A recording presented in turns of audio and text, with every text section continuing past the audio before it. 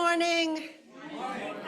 Welcome to the Unitarian Universalist Congregation of the Catskills. I'm Kathy Atwell. My pronouns are she, her, and the worship assistant for this morning. I hope too many of you aren't too disappointed because I'm going to do the whole thing. We don't have a guest minister who some people thought there was going to be, but I'm reading her sermon. But she's not here in person. She's here in spirit. We're delighted to have all of you who are attending here in person and through the miracle of Zoom. Whoever you are, whomever you love, wherever you are in life's journey, you are welcome here. So today, May 5th, is many things to many people. They are among our shared stories. Red Dress Day, I have a red dress there, one there, and two hanging in the trees. National Day of Awareness for Missing and Murdered Indigenous Women and Children and Two-Spirit People is observed annually on May 5th. The day is marked by people hanging red dresses from trees, windows, fences, and balconies. In 2017, Senator Steve Dennis and John Tester from Montana introduced a resolution recognizing May 5th as National Day of Awareness for missing and murdered Native women and girls.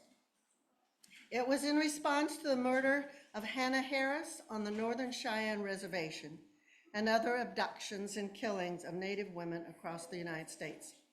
Since 2017, actions on May 5th to honor missing and murdered Native women and girls at the local, regional, and national level continue to grow across the United States and internationally. These efforts are as varied as the first-person nations where they are being organized. The silence of tolerance and inaction is being challenged. When a mother, a daughter, or a sister goes missing, communities understand action is needed immediately. Silence is being replaced with the understanding of the urgency to act. Alerting tribal leadership, reporting to law enforcement, and not accepting no action response, but demanding a yes crisis mode response. In addition, in the United States, Cinco de Mayo is today, May 5th, widely interpreted as a celebration of Mexican culture and heritage, not Mexican Independence Day. Instead, it commemorates a single battle.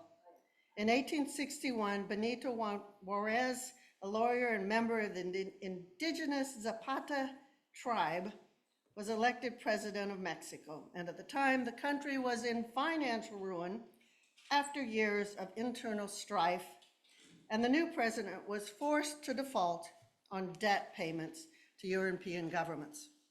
In response, France, Britain, and Spain sent naval forces to Veracruz, Mexico, demanding repayment. Britain and Spain negotiated with Mexico and withdrew their forces. France, however, ruled by Napoleon III, decided to use the opportunity to carve out an empire out of Mexican territory. Although not a major strategic win in the overall war against the French, Zaragoza's success at the Battle of Puebla on May 5th represents a great symbolic victory for the Mexican government and bolstered the resistance movement. And in 1876, France finally withdrew. In the United States, Cinco de Mayo is widely interpreted as a celebration of Mexican culture and heritage, particularly in areas with substantial Mexican-American populations. So that's why the red dresses, that's why a little Cinco de Mayo going on here. Unitarian Universalist is a liberal religious faith that carries no creed and welcomes all seekers. We are guided by a set of principles and written sources that encompass the many ways we come to know and understand the world, the universe, and the divine. Our principles are important to us at UU Catskills, and we live our value on a daily basis. We affirm that Black Lives Matter. We are a welcoming congregation for the LGBTQ community. We're an affiliate of the Ulster Immigrant Defense Network, and we're an active voice in the effort to address climate change. We gratefully acknowledge the Indigenous people on whose ancestral homelands we gather, as well as the diverse and vibrant Native communities who make their home here today. If you'd like to contact someone at UU Catskills, please visit our website, uucatskills.org, or find and like us on Facebook and Instagram. We encourage you to read our, oh, we didn't change that, May newsletter that is distributed through our email list and is on our website for information on upcoming events. If you're a visitor and would like to raise your hand and introduce yourself, please do so. Do we have any visitors that would like to? Whoop. Hello. Would you? Hey everybody, I'm Rob. Hi, Rob. Welcome. Watch your head. Go ahead. Ellie, this is Penelope. Hi, Penelope. Hi, Ellie. Welcome. If you're feeling restless or have someone with you who's getting a bit antsy, we have a room across the hall where you can relax and still hear the service. If you are attending on Zoom, please stay for a virtual coffee break after today's service. And those who are here in person, please stay for our social hour after the service. Our Zoom host this week is Jenny Giddy, and our tech host here in the sanctuary is Lydia McGraw. And I have some announcements. So not only do we invite you to stay for the social hour, we encourage all members to stay after service today for our annual budget hearing, as well as a workshop and discussion about the topics that will be voted on at our annual meeting in June. Note, a second budget hearing will be held on Thursday, May 9th via Zoom. So if you can't stay, but you still want to hear about the 24-25 budgets, you'll see in your weekly update on Tuesday. The goal of today's workshop will be to offer information and provide a forum for open discussion so that each member has the information they need to decide how to vote in the June annual meeting. Following our January workshop and the interest expressed by some members in moving from our current location, a building task force was formed to explore the option. The budget hearing and workshop will run from coffee hour to 1 p.m. Childcare and crafting will be available for children in the farmhouse during the meeting. On your way in this morning, besides the red dresses, you may have noticed our pride flag has been replaced with something new. This flag is a straight ally flag. It combines the black and white colors of the heterosexual flag with rainbow colors, A for ally, and honors the straight allies in our congregation and the greater community. And we welcome four new members. We will have a new member ceremony in June, but we wanted to welcome Jessie Correll. Jessie here? No. Okay. Jean Moran. She's not here. Okay. Virginia Lawther. And Karen Wicks Lindsay. And I know you're here. Yay. Welcome.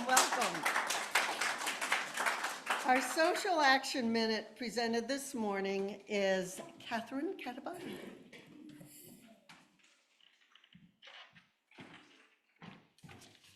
Oh, I forgot my prop, but that's okay.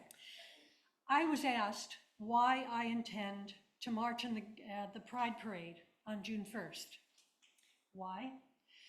I am a Caucasian, able-bodied she/her raised by two parents in a supportive family whose mental health is stable, although my sister has diagnosed me as being annoyingly cheerful. My path has been pretty smooth and full of good fortune. However, I am not alone on this earth. My freedom and my future to everybody else, especially those who haven't the privileges and the access that I have had, So I'm going to walk in the Pride Parade in solidarity with my LGBTQ plus fellow Earthmates as a straight ally with my yellow standing on the side of loved shirt. I got one of the originals, and my ukulele and my Pride sun hat with the colored ribbons.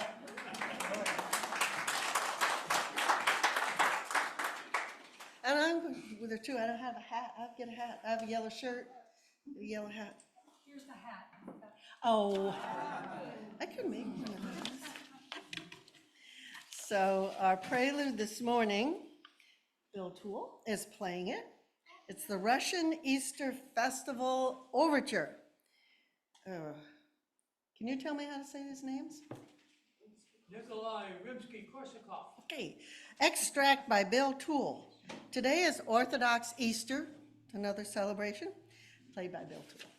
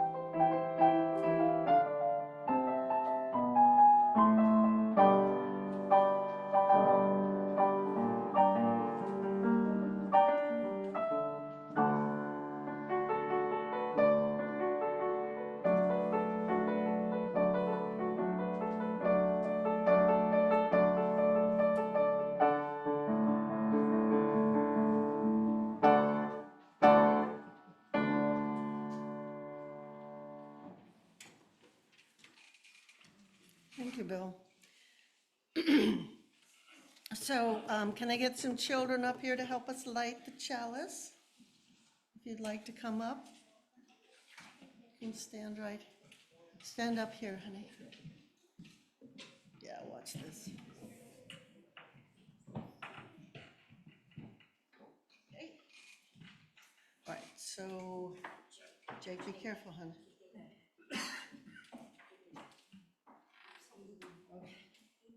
So Jake's going to light the first candle and then take it and pass it out. Here we go. No, she's gonna pass it down.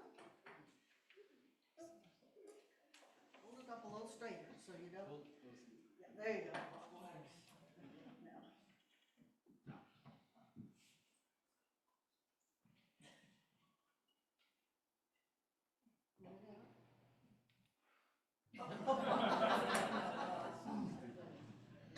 All right.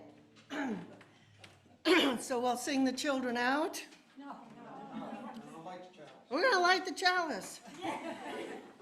Oh, I don't want to get rid of you yet, children. We light this chalice in grateful, loving community. Even in the darkest of times, may its flame light paths to courage, justice, and hope. Thank you. Be careful, Goy.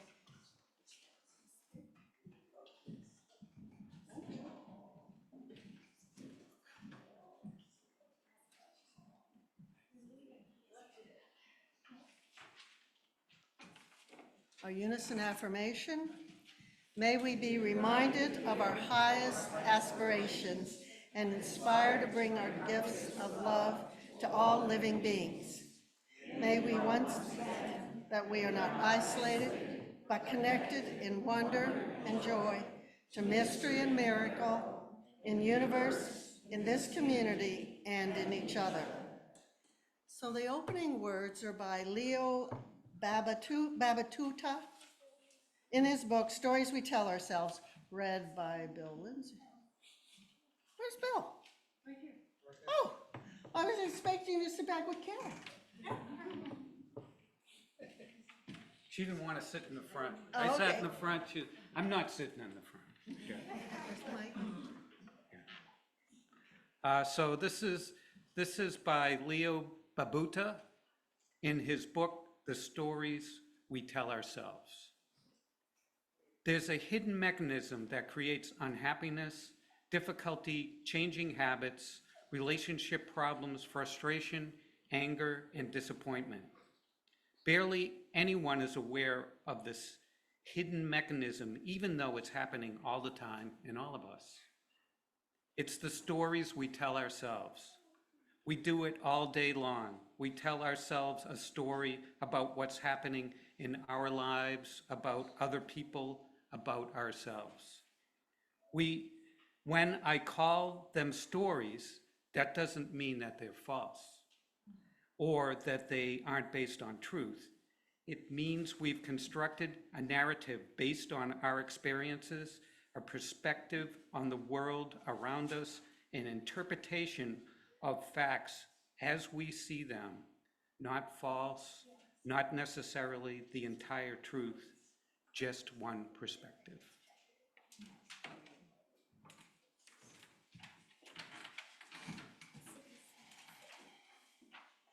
So our opening hymn is 360. Here we have gathered.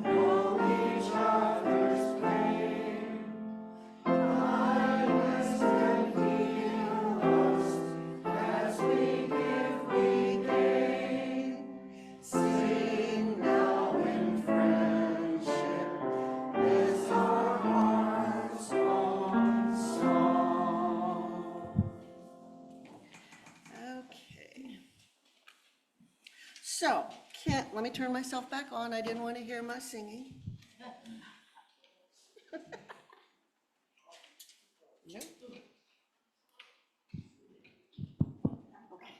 Can I have the children come up here? Just kind of, I'm going to tell a story. I tell stories now and then at several places. Can you sit? It's clean, on the floor. All right, so I'm going to tell you a story.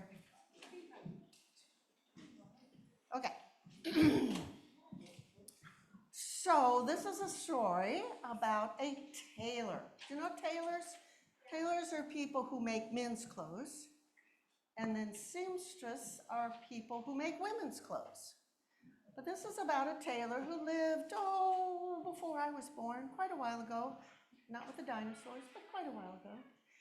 So there was this tailor, who's a very good tailor, and winter was coming up, and so he got this beautiful wool fabric, and he made himself a long coat, and it was so warm, and he wore that coat all around town. He was very proud, and it was kind of an advertising too, because it showed what a great tailor he was. So he wore this coat for many years. But after a while, it kind of got ratty around the bottom, when he was in the mud and the rocks, because he walked a lot. This was before cars. Kind of got ratty around the bottom, and he said, well, that's not a very good look for a tailor. So he got his sewing machine out, and he cut it off and made a short coat. And so he just gave the bottom part to the rag man who comes around. And so he wore his short coat, not in the cold weather, but in the fall and the spring, and he was very proud of his short coat. But after a while, the elbows got a little ratty and worn, and the cuffs got a little ratty, and he lost a button or two, and so again, not a good look for a tailor. So he cut down the jacket and made a vest, put a little pocket on it, and he took some of the silk lining from the coat and made him a hanky, put it in his pocket, and he was very proud of his vest. And he wore it to weddings, and he wore it around town, and it spoke well of him being a good tailor. But like everything, after a while, more buttons were falling off, and the vest was looking a little ratty.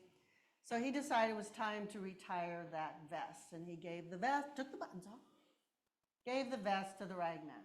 So all he had left really were some buttons and his nice hanky that he had.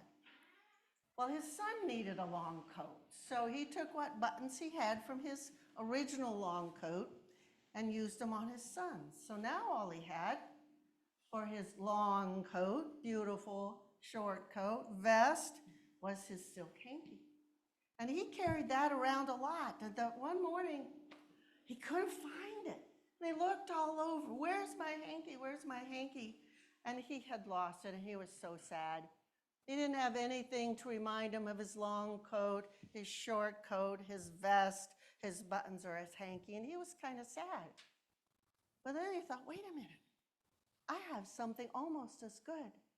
I have a story about a very fine tailor who lived in this town.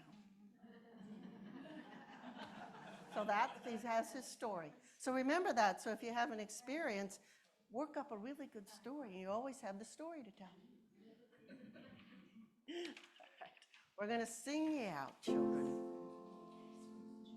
As you leave this friendly place, life is up to every face. May the kindness which you learn guide your heart till you return.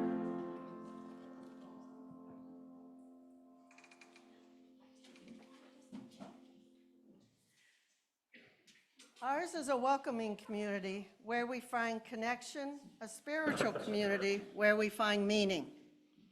Ours is a shared community where our joys are amplified, a caring community where our sorrows are lessened. We take this time to reflect on our joys and sorrows and acknowledge the mutual support of our community. And David's going to take around the mic. And if you have a joy or a sorrow that you would like to share, David will bring you the mic and with us this morning. So I'm going to read the Meditation and Contemplation. It's The Many Ways We Listen by Reverend Michelle McGrave. Permission secured by Soul Matters. The worship committee and religious education, we subscribe to a service called Soul Matters, and every month they give us a topic, which all you kind of, if they want to, can go with that topic. And then they offer suggestions for hymns and readings and services. So it's very helpful for your lay leaders to have this resource. So I'm just going to read you through the meditation and contemplation. So I ask you to find a comfortable spot. Hold in your hearts whatever you want to hold in your hearts. And so breathe in. Slowly now, breathe out. Breathe in. Gently now, breathe out. Listen to your breath. Listen for another breath. Where you are here in the sanctuary, whether you are here in the sanctuary, at home, with a family member or a cat, or at the local coffee shop, listen. Now place your hand on your chest, or do so for another if they need it and want your help. Again, slowly now, breathe in, breathe out. Some of us hear with our ears, the sounds we make, the sounds others make. Some of us hear with our eyes, watch lips, hands, and arms and body movements. Some of us hear with our bodies, feel bright vibrations in the air and on our skin. Slowly now, breathe in, breathe out. Listen to the many ways you know how. As we breathe together, some of us on our own, some of us with help, so too do we live together. Gently now, breathe in, breathe out. Breathe in, breathe out. Together and apart, we are many and we are one. Breathe in, breathe out. Listen in the many ways you know how, as together we enter into silence.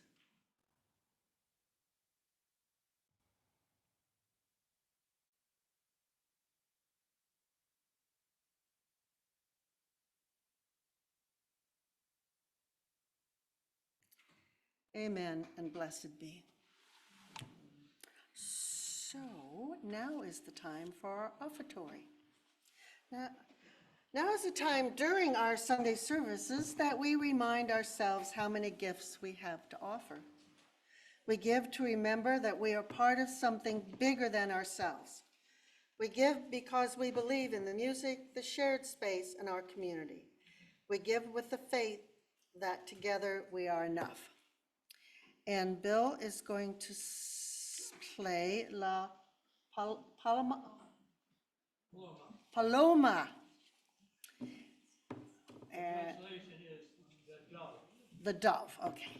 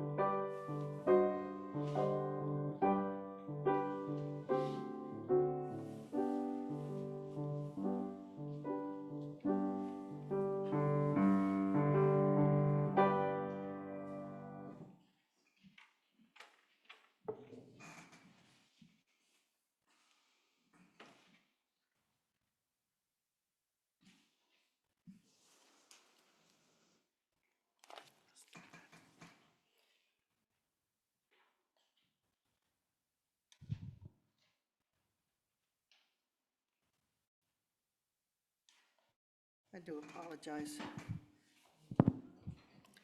Yeah, I think I'm good now. I think it's on. Yeah, it's not green, it's flashing orange, but it's on and it's good. I'll just pretend it's green.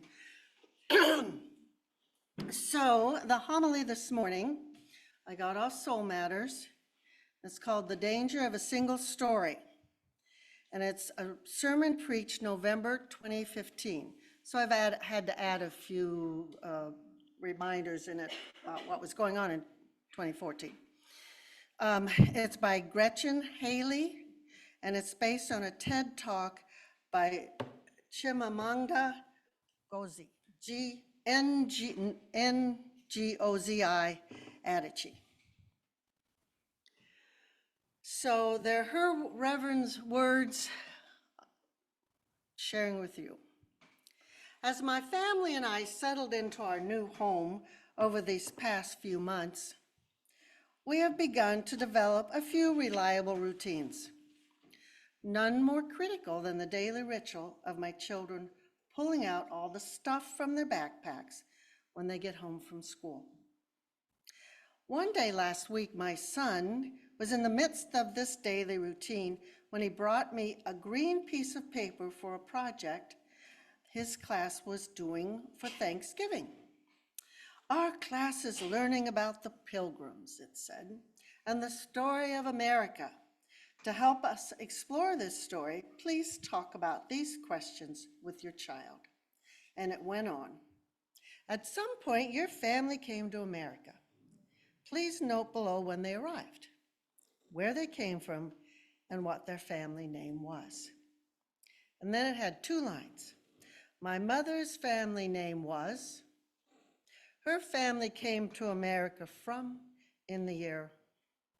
My father's family name is, his family came to America from, in the year.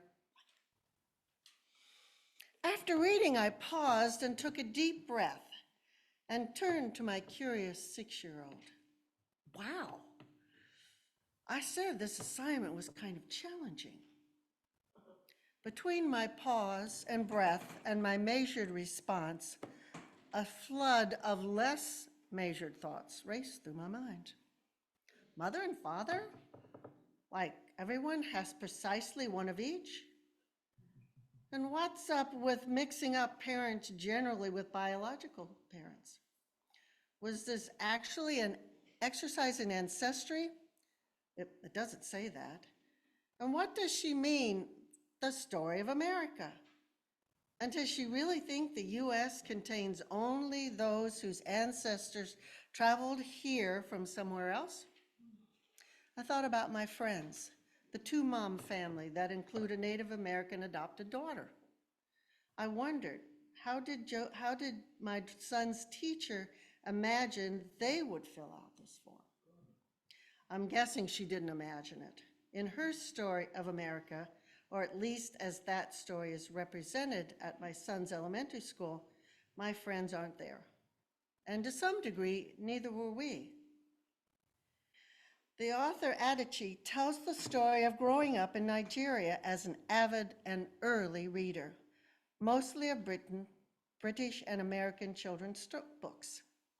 By the time she was 7, this early reader turned to an early writer as she began to craft her first stories in pencil with crayon illustrations. As she tells in her TED Talk, all of her early characters were white and blue-eyed. They played in the snow, they ate apples, they talked about the weather and how lovely it was that the sun had come out.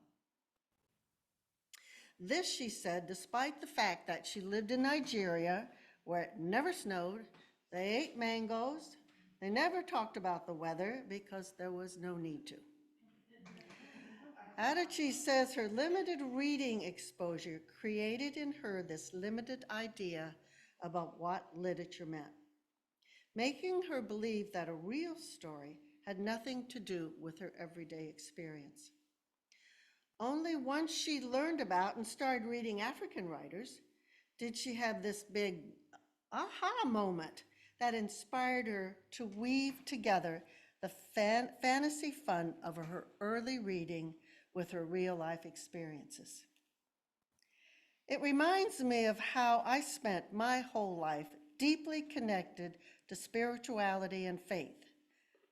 And I even preached the homilies at both my confirmation mass and my high school baccalaureate. But I never even imagined myself in religious leaderships until I experienced my own female minister. The priest of my childhood had created in me this limited story of what ministers look like, what they knew, talked about, cared about, which is to say, they certainly didn't wear skirts, they weren't feminist or moms, they didn't study performance art or appreciate queer theory or queer anything or anyone, and definitely didn't love pop culture or fashion as much as I did and do. But then suddenly I discovered a new story in my female skirt-wearing feminist minister, and it was like, why didn't I think of this before? Artici calls this the danger of a single story. Her single story was the literal story of British and American children's literature. Later, when she came to the US for college, she experienced the single story that many Americans have about Africa. For example, her roommate asked Attici if she could listen to some of her tribal music, and was consequently very disappointed when she produced her tape of Mariah Carey. She said my roommate had a single story of Africa, a single story of catastrophe where there were no possibilities of Africans similar to her in any way, no possibilities of feeling more complex than pity, no possibility of a connection as a human equal.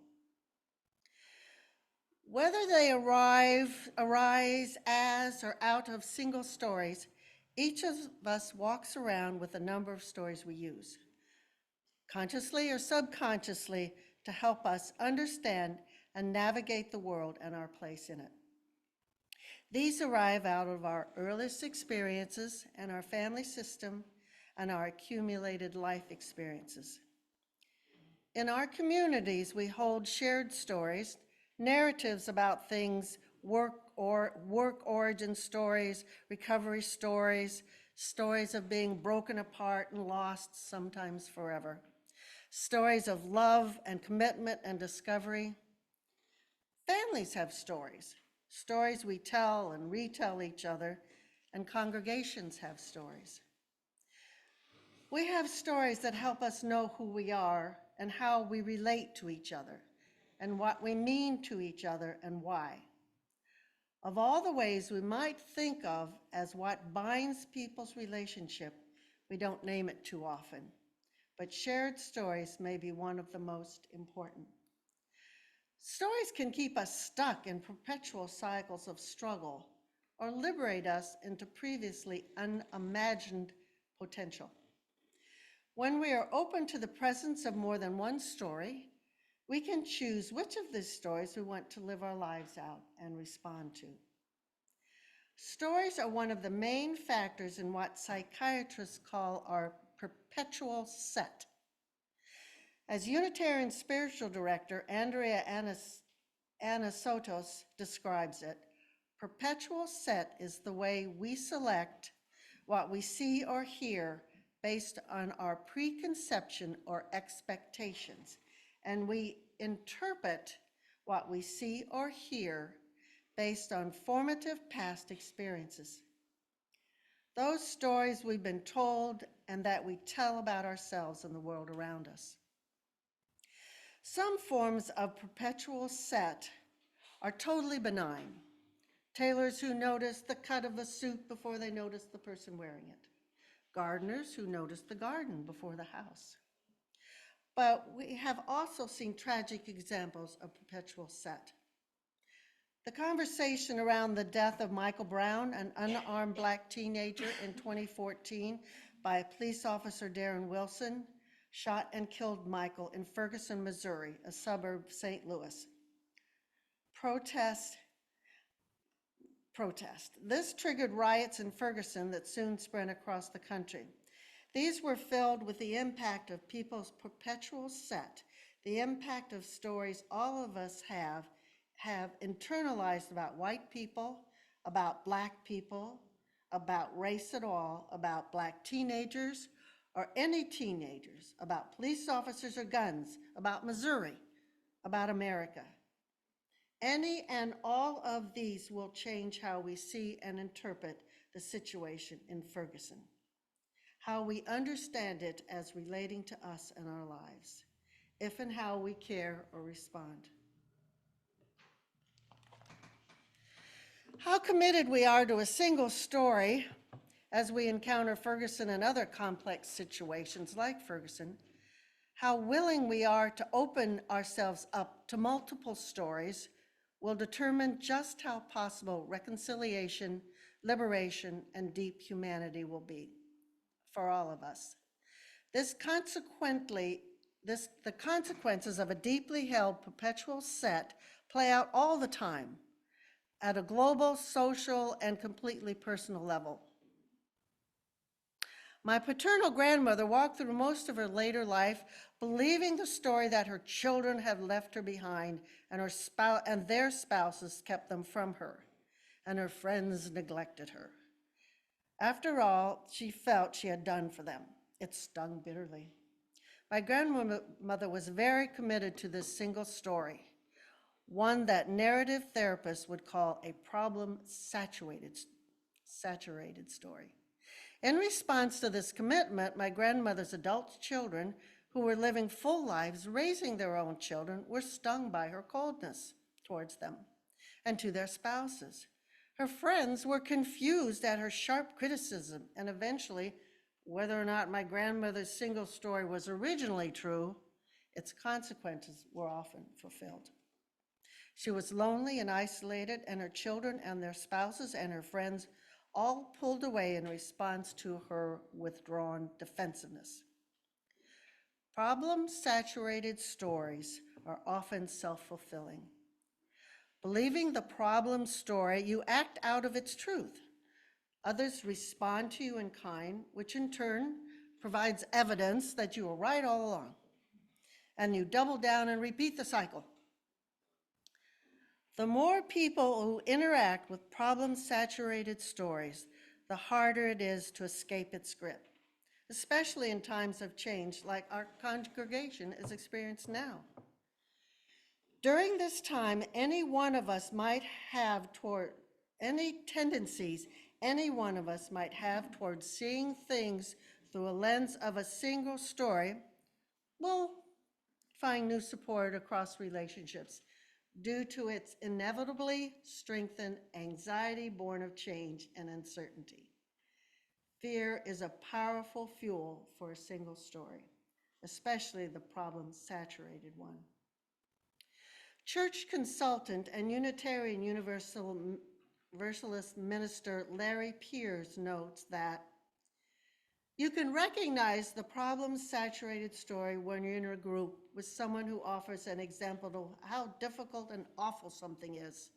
And before you know it, the rest of us can't help but chime in with more evidence of how truly bad and impossible the situation is.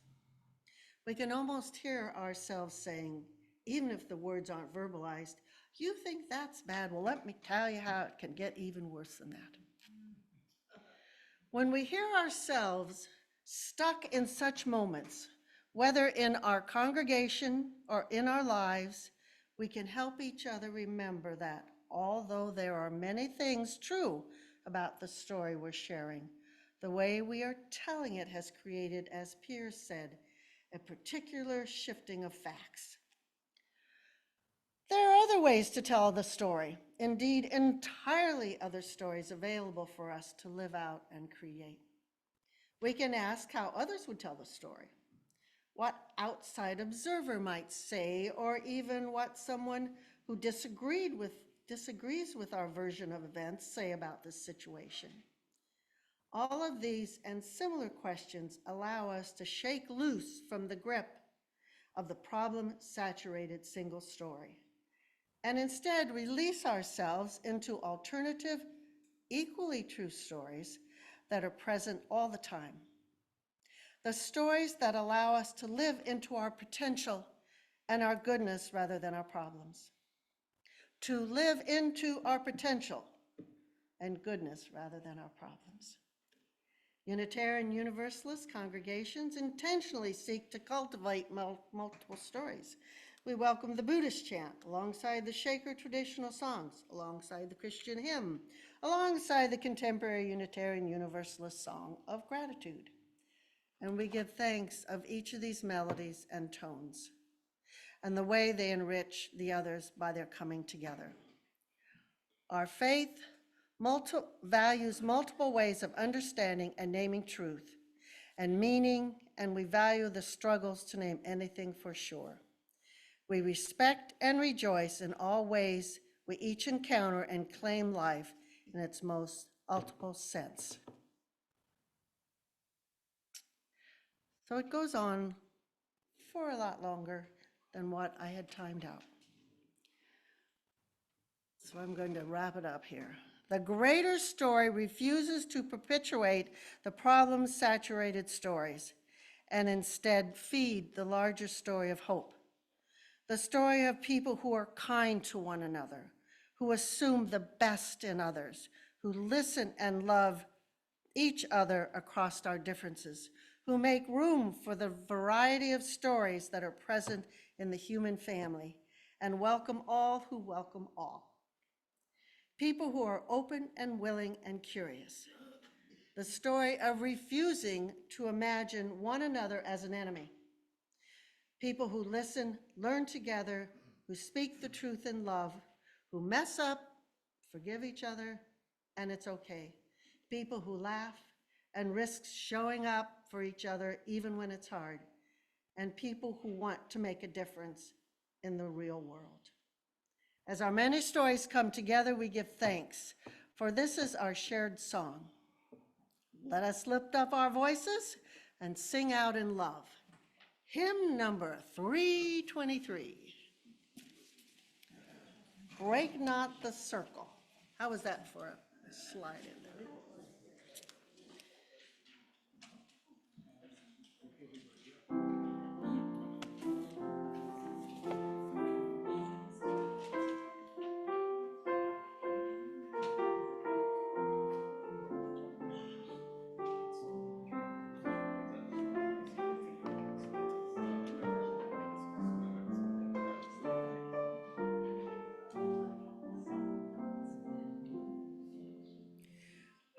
Not the circle of enlightened love, where people grow forgiving, forgiving.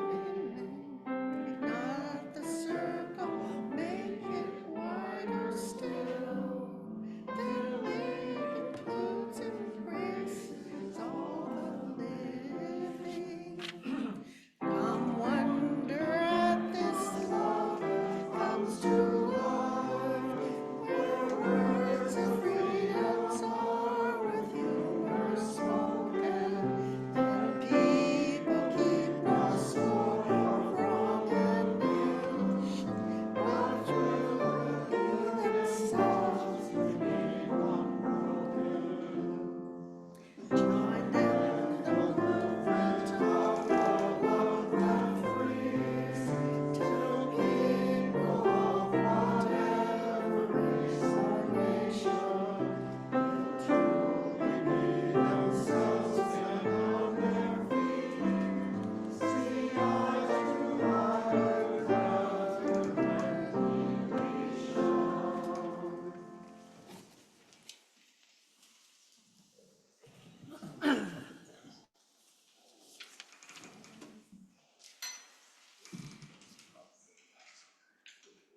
So the closing words by Anis Nin, a French-born American diarist,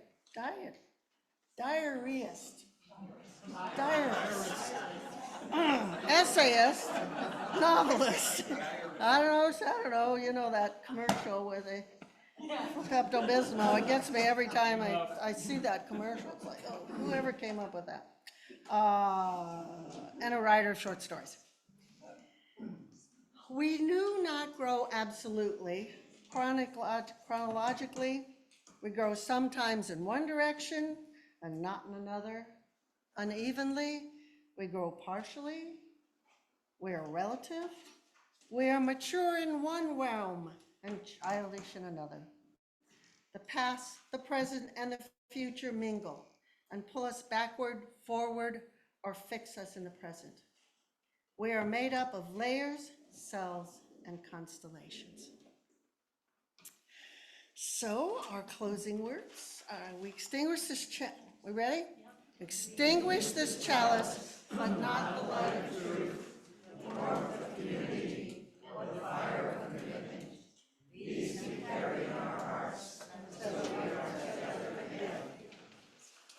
You are received, to you I give. Together we share, and from this we live. From you I receive, to you I give.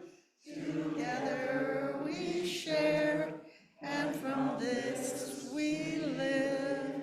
Okay, before I get away from you, next Saturday is the auction, 1 to 3, here.